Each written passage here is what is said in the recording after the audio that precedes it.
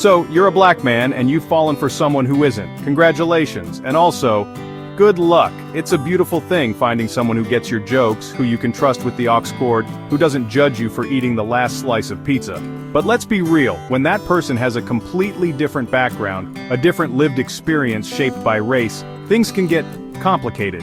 It's like you've been playing a video game your whole life on hard mode, and suddenly your player 2, who's been on normal, has a lot of questions about the settings. Why are the NPCs so aggressive? Why do you have less health? It's a whole new level of co-op. Now some people will tell you love is blind, that it conquers all. And that's a lovely sentiment, it really is. It sounds great in a Disney movie. But in the real world, love isn't blind, it just needs really good glasses.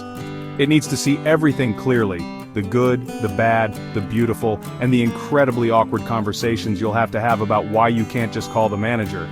This isn't about scaring you off, it's about gearing you up. Because navigating an interracial relationship isn't just about two people falling in love. It's about two worlds colliding, and your job is to make sure it's more of a beautiful merger than a hostile takeover. We're going to get into all of it. The amazing highs, the confusing lows, and the moments that make you go, did she really just say that? We'll talk about what happens when your partner is your biggest ally, and what to do when they accidentally become the person you have to educate. We'll cover everything from meeting the parents to dealing with stares in the grocery store. Because at the end of the day, building a strong, healthy interracial relationship is possible. But it requires more than just love. It requires patience, a ton of communication, and maybe, just maybe, a shared sense of humor about how wild this whole experience can be. So grab a seat, let's get into it. One of the most incredible, undeniable upsides of an interracial relationship is how it blasts your world wide open. You think you know things, right? You have your culture, your food, your music, your family traditions.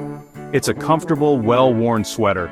Then you meet someone and suddenly you're trying borscht for the first time, or you're at a family gathering where nobody raises their voice and you're like, is everyone okay? Is this a trap? It's a crash course in another person's entire universe. You learn that your way isn't the only way, it's just one way. And that's a powerful realization. It forces you to look at your own life, your own assumptions from a completely new angle. There is nothing, and I mean nothing, more powerful than having a partner who just gets it.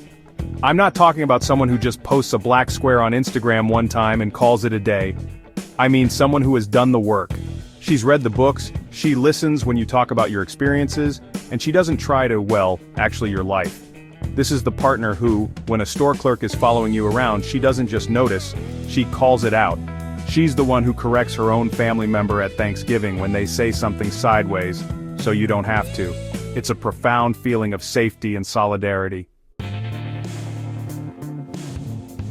Let's strip away all the layers for a second. Take away the politics, the societal pressures, the cultural differences. What's left?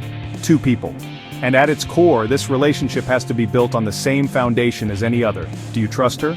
Can you be your complete, unfiltered self around her? Do you communicate openly even when it's hard? Does she make you a better person? These are the universal pillars. Race adds complexity for sure.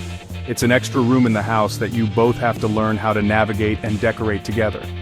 But if the foundation of the house itself is crumbling, it doesn't matter what color the walls are. And then there are the moments that make you pause the movie of your life and, just ask for a replay. It's when she says something not out of malice, but out of pure, unfiltered ignorance, like, why do you need so much lotion? Or, can I touch your hair? For like the 10th time. Or maybe it's a comment about affirmative action that honestly completely misses the point.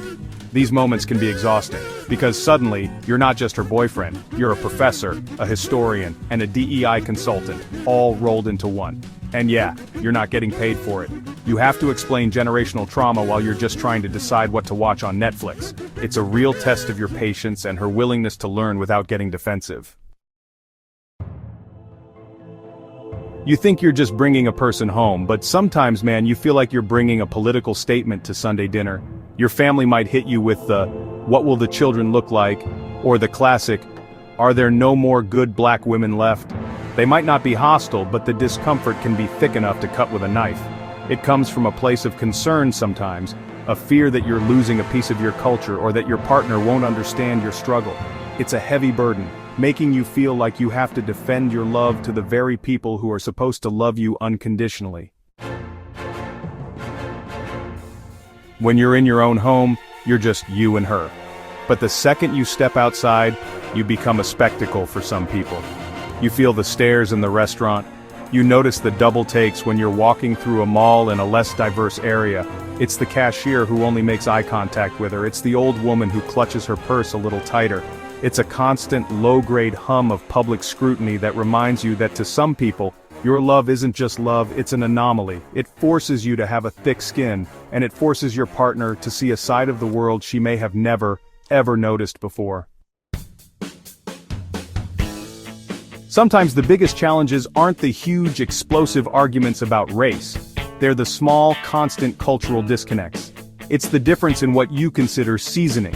It's her family's idea of a party being wine and cheese, while your family's idea of a party involves a DJ and lasts until 4 in the morning. It can be how you handle money, how you show respect to elders, or your definitions of on time. These aren't right or wrong things. They're just different. And if you don't talk about them, these tiny cracks can grow over time, creating a distance that has nothing to do with malice and everything to do with unexamined cultural defaults. You wouldn't buy a house together without inspecting the foundation, right? So you can't build a life together without having some key conversations early on. Don't wait until you're in the middle of a crisis. You need to ask the tough questions. Ask her, have you ever dated a black person before? What was that like?